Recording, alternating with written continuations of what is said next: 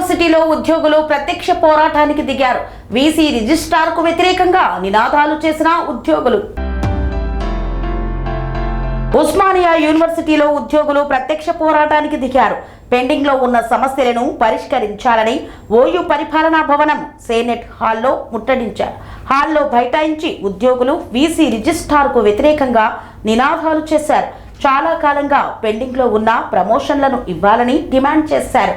సమస్యలపై ప్రశ్నిస్తున్న యూనియన్ల లీడర్లను బదిలీ చేయడంపై తీవ్ర ఆగ్రహం వ్యక్తం చేశారు. బదిలీ చేసిన ఉద్యోగులను వెనక్కి తీసుకోవాలని డిమాండ్ చేశారు. సమస్యలపై గతంలో పలుమార్లు వీసీకి రిజిస్ట్రార్కి వినతి పత్రాలు ఇచ్చినా ఫలితం లేదని ఆందోళన వ్యక్తం చేశారు. ఇప్పటికైనా సమస్యలను పరిష్కరించని పక్షంలో తమ ఆందోళన ఉధృతం చేస్తామని హెచ్చరించారు. యూనివర్సిటీ వీసీ రిజిస్ట్రార్లు ఉద్యోగులకు వ్యతిరేకంగా నినాదాలను అమలు చేయడంపై ఆగ్రహం వ్యక్తం చేశారు. NGO association general secretary Venkatesh ఎట్టకేలకు దిగువచ్చిన ఓయూ అధికారులు రిజిస్ట్రార్ దిగువచ్చి సమస్యలను పరిష్కరించే దిశగా కృషి చేస్తాం అనడంతో ఆందోళన విరమించారు. నిరసనలో ఉద్యోగ సంఘాల నాయకులు కాదిర్ ఖాన్, అక్బర్ బేగ్, నాగరాజారావు, యూసుఫ్ తో పాటు పలువురు సంఘ నాయకులు పాల్గొన్నారు.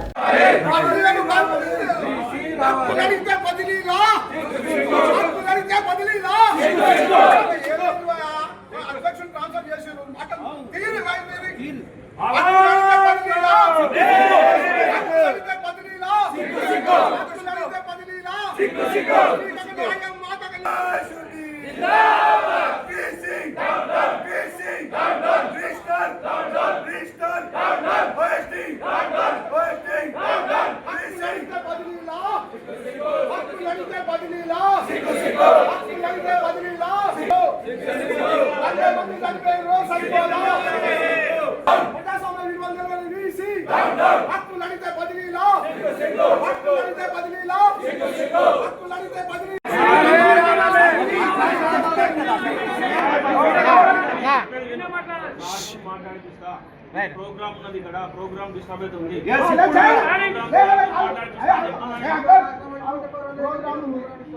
ప్రోగ్రామ్ ఉంది. మేము మీకు ఇంటర్ ఇచ్చాము ఇచ్చాము సార్, మా సమస్యలు ఎందుకు మాట్లాడారు? మీరు వినాలి, మీరు మా మాట మీరు వినాలి, మీరు మా మాట వినాలి సార్, మీరు మా మాట వినాలి. అయితే మీరు సంఘాల నాయకులు ట్రాన్స్ఫర్ చేస్తారు. మిమ్మల్ని అక్కడ అడిగితే ఎందుకు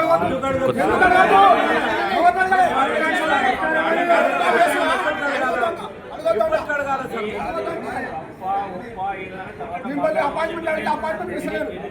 అప్పులు అడగకుండా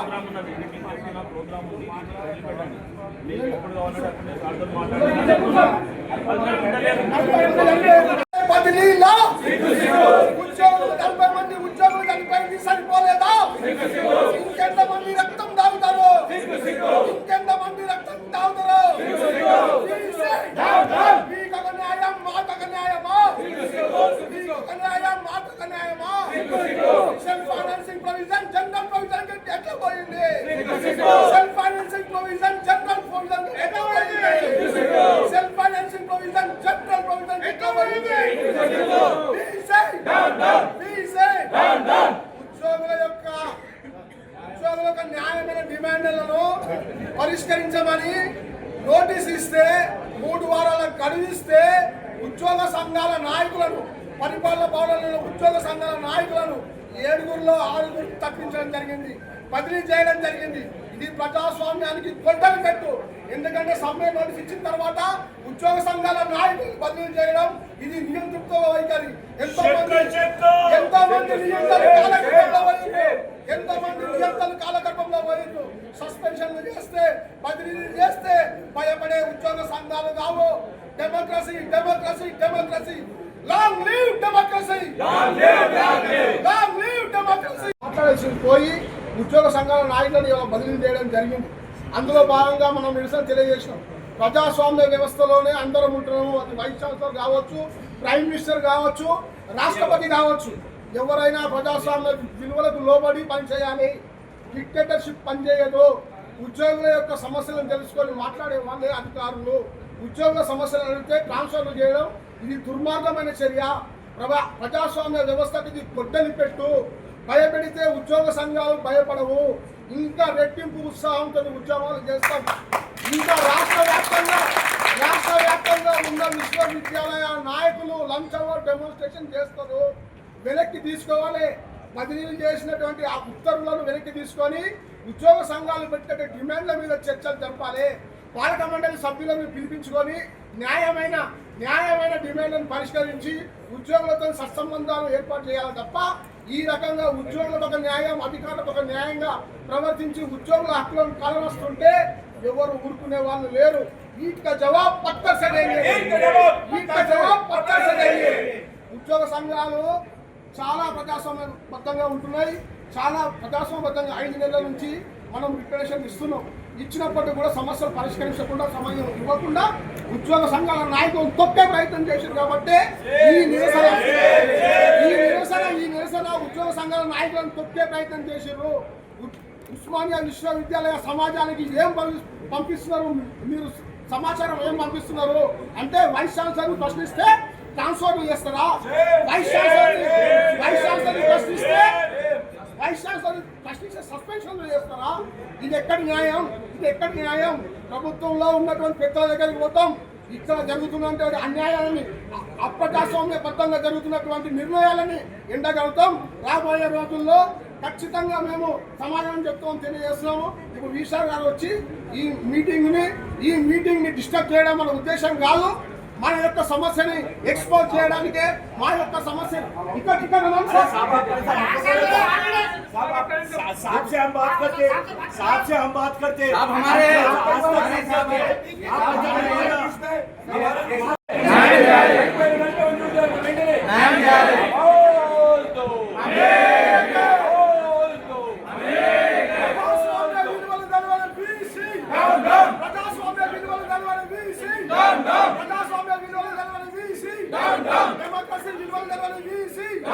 डेमोक्रेसी सिस्टम दलवारी वीसी वीसी नियंत्रित वाई करे लीडर लो चीना है तो मरना सीखो चीना है तो मरना सीखो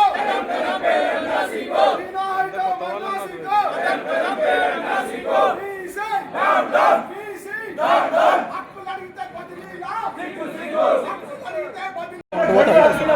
ఇచ్చినాము. మాకు ఒక్కసారన్న పిలిచి సెక్యూరిటీ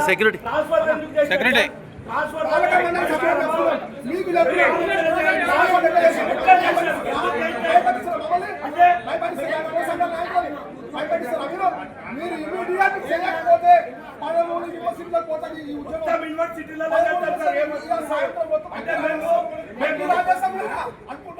మీరు వచ్చే క్వశ్చన్ లేదు. అధ్యక్షుడు టచ్ చేశారు, మా యొక్క నాయకులు టచ్ చేశారు. బిల్డింగ్ మీరు ప్రజాస్వామ్య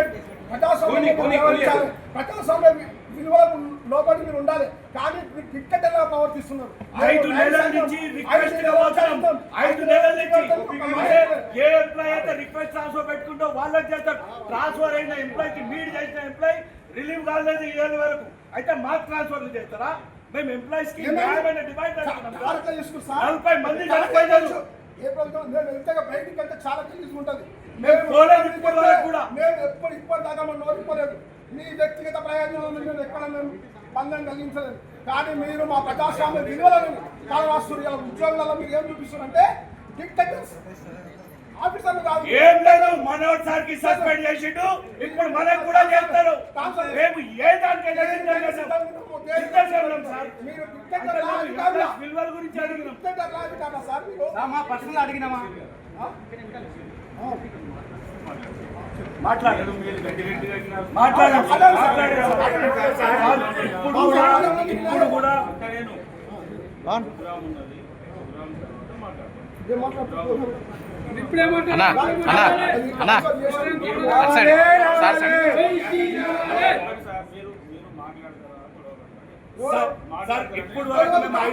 ఇప్పుడు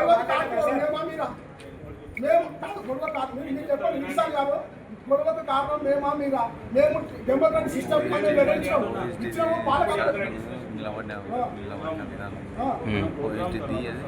చీకటి ఒప్పందం మాకొద్దు, ఏదైనా బహిరంగం జరగాలి.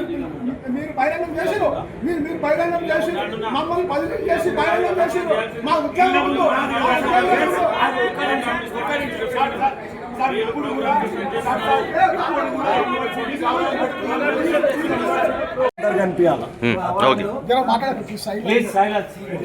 గత 5 నెలల కిందటి నుండి ప్రతి నెల గౌరవ వైస్ ఛాన్సలర్ గారికి మేము వినతి పత్రాలు ఇస్తున్నాం. ఉద్యోగుల యొక్క సమస్యలు పరిష్కరించాలని చెప్పేసి. అవి సాధారణమైన సమస్యలు, న్యాయమైన సమస్యలు. ఉద్యోగుల యొక్క ఆర్థికపరమైన సమస్యలని అన్నీ జటిలమైపోయి వైస్ ఛాన్సలర్ దగ్గర ఫైల్స్ అన్నీ ఆగిపోవడం జరుగుతుంది. అది ఉద్దేశపూర్వకంగా ఉద్యోగులు రావాల్సిన హక్కులను కలరాయబడుతుంది. ఈ విషయాలను గౌరవ వైస్ ఛాన్సలర్ గారికి మర్యాదపూర్వకంగా గత 5 నెలలుగా వైస్ ఛాన్సలర్ గారికి ప్రతి నెల మేము వినతి పత్రాలు ఇచ్చినాం. ప్రతి సందర్భంలో కూడా శాల్వాలు కప్పి మర్యాదపూర్వకంగా ఆయనకి ఎంత మర్యాద చేయాలో అంత చేస్తూ మా యొక్క సమస్యలను చెప్పినాం. మొన్న ఈ నెల 7 తారీఖు మా యొక్క సమస్యలు 5 నెలల నుంచి మీకు నివేదిస్తున్నాం. మా సమస్యలను మీరు పరిష్కరించడం లేదు, కేవలం వింటున్నారు, మీరు మౌనంగా ఉంటున్నారు అని చెప్పేసి చెప్పడం జరిగింది. మాకు ప్రజాస్వామ్య పద్ధతిలో మేము ఆందోళన కార్యక్రమాలకు శ్రీకారం చుడుతున్నాం. మీకు 3 వారాల గడువు ఇస్తున్నాం అని చెప్పడం జరిగింది. 40 మంది టైం స్కేల్ ఉద్యోగులు చనిపోవడం జరిగింది. వాళ్ళు రిటైర్డ్ కావడం జరిగింది, కొంతమంది చనిపోవడం జరిగింది. వాళ్ళకి రూపాయి లేకుండా కుటుంబాలు ఇవాళ ఆర్థిక ఇబ్బందులలో ఉన్నారు. యూనివర్సిటీ నుంచి 1 రూపాయి కూడా వాళ్ళకు రాలేదు. వాళ్ళ సమస్యలు పరిష్కరించమని చెప్పేసి కోరినాం. అదేవిధంగా 4 సంవత్సరాలుగా కాంట్రాక్ట్ ఉద్యోగుల యొక్క వేతనాలను పెంచడం లేదు ఉస్మానియా విశ్వవిద్యాలయం. వాళ్ళ యొక్క వేతనాలను పెంచే విధంగా నిర్ణయాలు తీసుకోవాలని చెప్పడం జరిగింది.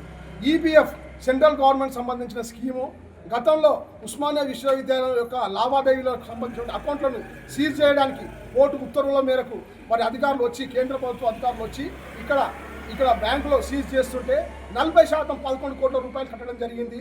ఇంకా 60% బకాయిలు ఉస్మానియా విశ్వవిద్యాలయం చెల్లించకపోవడం వల్ల టైం స్కేల్ మరి కాంట్రాక్ట్ ఉద్యోగులకు ఈపీఎఫ్కు సంబంధించిన లబ్ధులు ఏవి రావడం లేదు.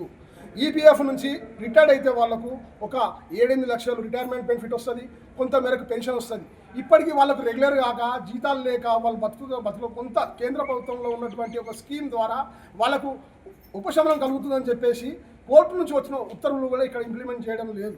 మరి ఆ ఉత్తర్వులను ఇంప్లిమెంట్ చేయండి. ఆ 20 కోట్లు ఏవైతే బకాయిలు ఉన్నాయో అవి కట్టేస్తే వీళ్ళ యొక్క జీవితాల్లో కొంత వెలుగు వస్తుందని చెప్పేసి వైస్ ఛాన్సలర్ గారు చెప్పడం జరిగింది. అయినప్పటికీ వైస్ ఛాన్సలర్ గారు పిడచవనం పెడుతున్నారు. మరి వాళ్ళ కుటుంబాలకు కార్లు కొంటున్నారు, మరి వాళ్ళ కుటుంబ సభ్యులకు న్యాయం చేసుకుంటున్నారు. ఇక్కడ ఛార్జ్ అలవెన్స్ అనే ఒక ఉద్యోగి రాకపోతే ఒక ఉద్యోగికి ఆయన విధులు నిర్వహిస్తే ఆయనకు వచ్చే అమౌంట్ అది. ఆ విషయంలో ఉద్యోగులకు ఇస్తలేరు, కానీ రిటైర్డ్ అయినటువంటి ఫైనాన్స్ ఆఫీసర్కి 1,70,000 రూపాయల ఉత్తర్వులు ఇచ్చారు. మేము అడుగుతానేమో అది మీ రైట్ కాదంటున్నారు. అదే రైటు వాళ్ళు మాత్రం యూజ్ చేసుకుంటున్నారు. అంటే అధికారులకు ఒక న్యాయం, ఉద్యోగులు ఒక న్యాయంగా అధికారులు ప్రవర్తిస్తున్నారు. ఇంకొకటి SC/ST బ్యాక్లాగ్స్ మీద నియామకమైన ఉద్యోగుల యొక్క పెన్షన్లు ఆగిపోయి ఉన్నాయి. 6 నెలల నుంచి పెన్షన్లు వస్తలేవు, రిటైర్మెంట్ బెనిఫిట్స్ వస్తలేవు. వైస్ ఛాన్సలర్ గారు చెప్పడం జరిగింది. అదేవిధంగా మా యొక్క BLO డ్యూటీలు చేశారు. ఎన్నికల విధి నిర్వహణలో భాగంగా ఉద్యోగులు ఇలా BLO డ్యూటీలు చేస్తున్నారు. BLO డ్యూటీలు చేస్తాం 100%. ఇటు ఉస్మానియా విశ్వవిద్యాలయంలో ఒత్తిడి పెరుగుతుంది, BLOలో ఒత్తిడి పెరుగుతుంది. మళ్ళీ దానికి తోడుగా సెన్సస్ డ్యూటీ కూడా. ఒక ఉద్యోగి 3 విధులు ఏ విధంగా నిర్వహిస్తారు? తక్షణం మీరు జోక్యం చేసుకోండి.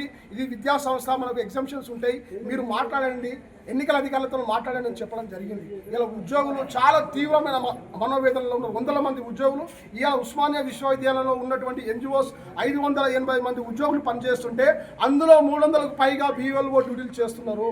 ఉస్మానియా వ్యవస్థ మొత్తం కుంటుపడిపోతుంది, విశ్వవిద్యాలయ వ్యవస్థ మొత్తం కుంటుపడిపోతుంది. దీని విధంగా ఉద్యోగుల మీద మానసిక ఒత్తిడి వస్తుంది. కాబట్టి సమస్య పరిష్కరించమని చెప్పినాం. ఇవన్నీ చాలా సాధారణమైన సమస్యలు.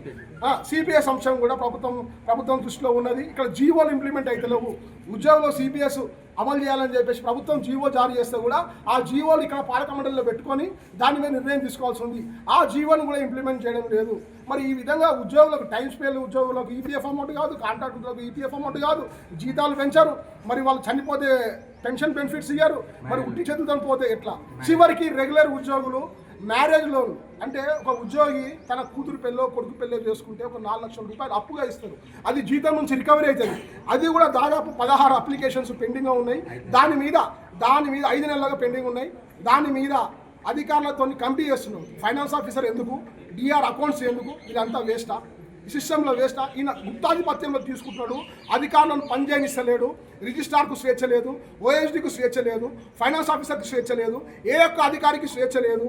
పూర్తిగా నిర్ణయాత్మకమైన నిర్ణయాలన్నీ ఆయన గుప్పిట్లో పెట్టుకొని ఓయూ పరిపాలన వ్యవస్థను స్తంభింపజేసి ఓయూలో ఒక డిక్టేటర్ పాలన సాగుతున్నది. ఈ డిక్టేటర్ పాలన వద్దనే చెప్పేసి మేము అడిగినందుకు 3 వారాల గడువిచ్చినాం. ప్రజాస్వామ్య వ్యవస్థలో ఎవరైనా సమ్మెకి పోతున్నాం మేమని చెప్పిన తర్వాత బదిలీలు చేస్తారా?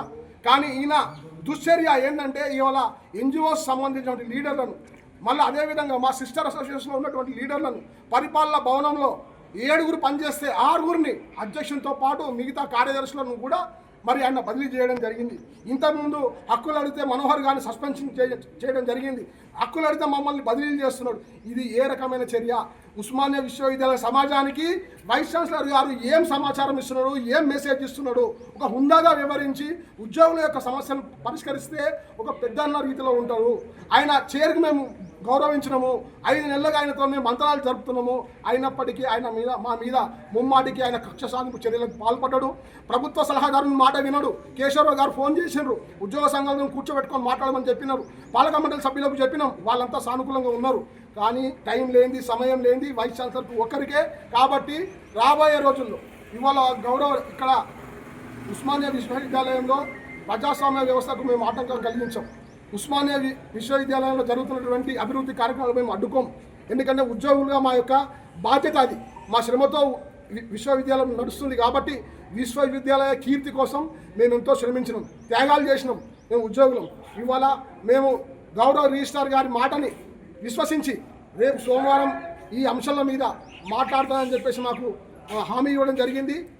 మాకు నమ్మకం ఉంది, అధికారుల మీద ఇంకా నమ్మకం ఉంది. ఆ నమ్మకంతోనే మేము ఈరోజు నిరసన కార్యక్రమం నుంచి బయటకు వచ్చినాం. రాబోయే రోజుల్లో సరైన పాజిటివ్ నిర్ణయాలు తీసుకోకపోతే, సానుకూల నిర్ణయాలు తీసుకోకపోతే రాష్ట్రంలో ఉన్నటువంటి ఆల్ యూనివర్సిటీస్, తుంటియా అంటారు, తెలంగాణ విశ్వవిద్యాలయ బోధనేతర సంఘాల నాయకులు ఉంటారు. నాయకులతో సంఘీభావం తీసుకొని వాళ్ళ మద్దతు తీసుకొని ఉస్మానియా విశ్వవిద్యాలయంలో సోమవారం రోజు మా అధ్యక్షునితో పాటు ఇతర నాయకుల ఒక ట్రాన్స్ఫర్ల బదిలీలను వెనక్కి తీసుకోకపోతే 11, 12 విశ్వవిద్యాలయాల నుంచి ఉన్నటువంటి రాష్ట్ర వ్యాప్తంగా ఉన్న విశ్వవిద్యాలయ సంఘాల నాయకులందరూ ఈ ఉస్మానియా విశ్వవిద్యాలయ పరిపాలన భవనానికి వస్తారు. వీసీ యొక్క నిరంకుశిత వైఖరిని ప్రశ్నిస్తారు. ప్రజాస్వామ్యబద్ధంగా మేము ముందుకు పోతామని చెప్పేసి పత్రికాముఖంగా తెలియజేస్తున్నాం. అనురాగానికి అమ్మ ఆదర్శం, ఆరోగ్యానికి Shri Sai homeo stores and clinic. అనుభవం, అర్హత, అంకిత భావం కల డాక్టర్లచే చికిత్స.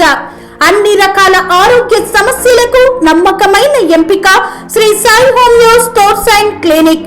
డయాబెటిస్, కీళ్ల నొప్పులు, సయాటికా, వెన్నుముక్క సమస్యలు, థైరాయిడ్, నిద్రలేమి, మానసిక సమస్యలు, ఋతు సమస్యలు, అన్ని రకాల దీర్ఘకాలిక వ్యాధులకు ప్రత్యేక హోమియో వైద్యం. అందరికీ అందుబాటులో అంతర్జాతీయ హోమియో వైద్యం Sri Sai homeo stores and clinic. మీ ఆరోగ్య సమస్య ఏదైనా ఇప్పుడు పరిష్కారం సాధ్యం.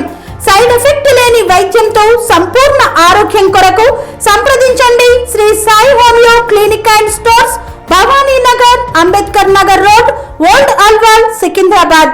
సంప్రదించాల్సిన ఫోన్ నంబర్స్ 9000751751 మరియు 9000422525.